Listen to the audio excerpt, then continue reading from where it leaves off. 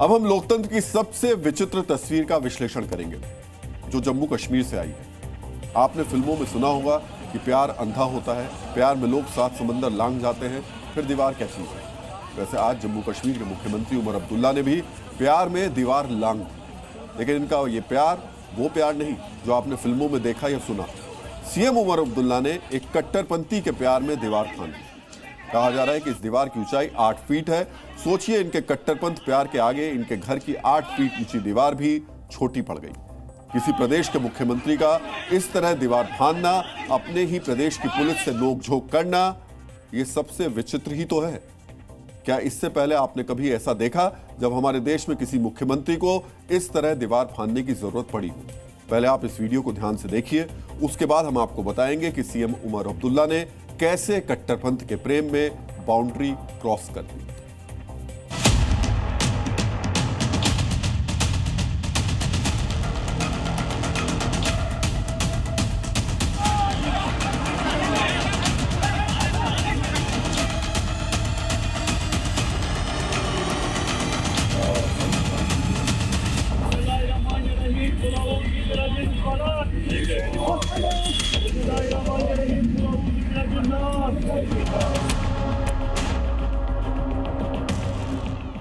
आपने अगर इस वीडियो को ध्यान से देखा होगा तो आपने ये जरूर नोट किया होगा कि उमर अब्दुल्ला गेट फांद रहे हैं और जम्मू कश्मीर की पुलिस के जवान उन्हें रोकने की कोशिश कर रहे हैं। भारत के इतिहास में ये दुर्लभ तस्वीर है जब सीएम को उन्हीं के राज्य की पुलिस रोक रही है। आमतौर पर ऐसा विपक्षी नेताओं के साथ होता है, लेकिन जम्मू कश्मीर में सीएम के साथ ही ऐसा हो गया। आखिर उमर अब्दुल्ला जाना कहां चाहते थे? क्यों उमर अब्दुल्ला को उन्हीं के राज्य की पुलिस रोक रही थी?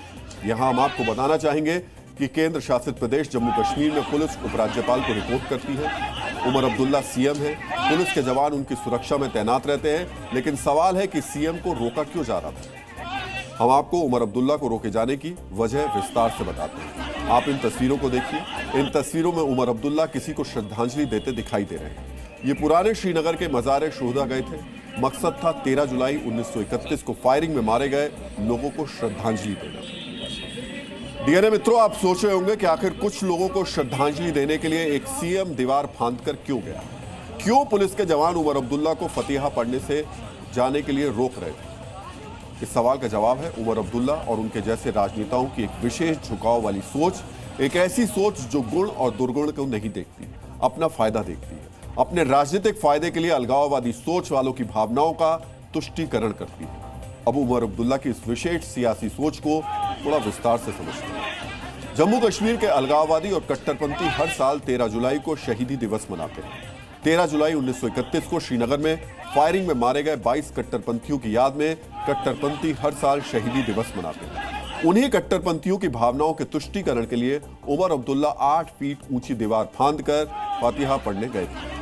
भारत के संविधान की शपथ लेने वाले उमर अब्दुल्ला कैसे कट्टरपंथियों और अलगाववादियों के एजेंडे को आगे बढ़ा रहे हैं, इसे समझने के लिए आज आपको 13 जुलाई 1931 को क्या हुआ था इसे समझना होगा। 13 जुलाई 1931 को श्रीनगर जेल में कट्टरपंथी अब्दुल कादिर के केस की सुनवाई हो रही थी। डीएनए मित्रों, अब्दुल कादिर का नाम आप याद रखिएगा। हम विस्तार से अब्दुल कादिर के बारे में आगे आपको बताएंगे। अब्दुल कादिर को छुड़ाने के लिए श्रीनगर जेल के बाहर कट्टरपंथियों की भीड़ जमा हो गई। भीड़ ने सुरक्षा कर्मियों पर पथराव किया और जेल तोड़कर अब्दुल कादिर को छुड़ाने की कोशिश की। यह पहली बार हो रहा था जब जम्मू कश्मीर में पत्थर बरसाए जा रहे थे, यानी कश्मीर के इतिहास में सुरक्षा बलों पर पत्थर बरसाने का यह पहला मामला था, जिसकी वजह था अब्दुल कादिर। उस दिन भीड़ जब बेकाबू हो गई तो अंग्रेज पुलिस अफसर के आदेश पर गोली चलाई गई और तब फायरिंग में हंगामा कर रहे 22 कट्टरपंथियों की जान गई थी। 13 जुलाई 1931 को श्रीनगर में सिर्फ इतना ही नहीं हुआ था, उस दिन कुछ ऐसा भी हुआ था जिसकी वजह से कई कश्मीरी संगठन 13 जुलाई को काला दिवस मनाते हैं। हम विस्तार से इसकी जानकारी आपको देंगे।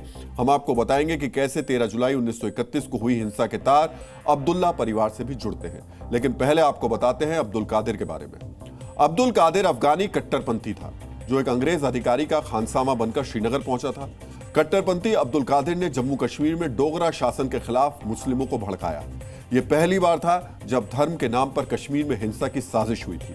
27 जून 1931 को खानगाह ए मौला मस्जिद में उसने भड़काऊ भाषण दिया था।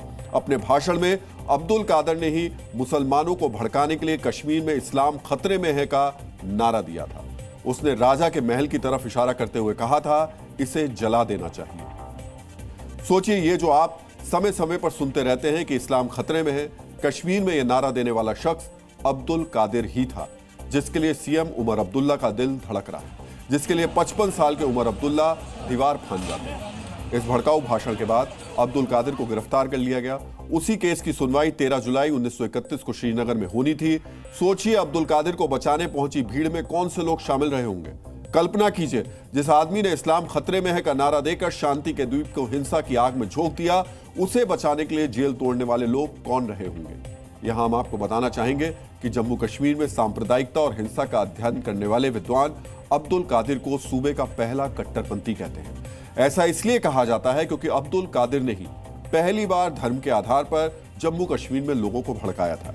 इसी कट्टरपंथी ने पहली बार जम्मू कश्मीर में धर्म को आधार बनाकर विभाजन का बीज बोया था। इसी कट्टरपंथी को बचाने के लिए जम्मू कश्मीर में पहली बार पत्थरबाजी हुई थी।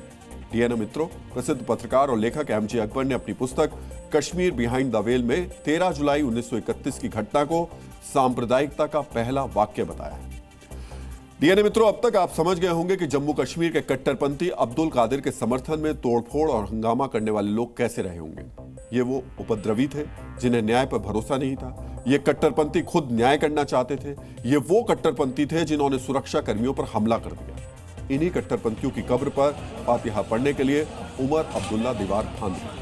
उमर सिर्फ कट्टरपंथियों की कब्र पर नहीं गए, देखिए कैसे उन्होंने अपने जूते हाथ में लिए। सोचिए, जम्मू कश्मीर के कट्टरपंथी सोच का प्रसार करने वाले अब्दुल कादिर के समर्थकों के लिए उमर अब्दुल्ला के मन में कैसी भावना है, आप समझ सकते हैं। अगर किसी प्रदेश के मुख्यमंत्री के मन में ऐसी भावना है तो हम कहां हैं। सोचिए, जो व्यक्ति भारत के संविधान की शपथ लेकर सीएम बने हैं, वो कट्टरपंथी सोच वालों को श्रद्धांजलि देने जाए तो हम कैसे माने, किस स्थिति में हम।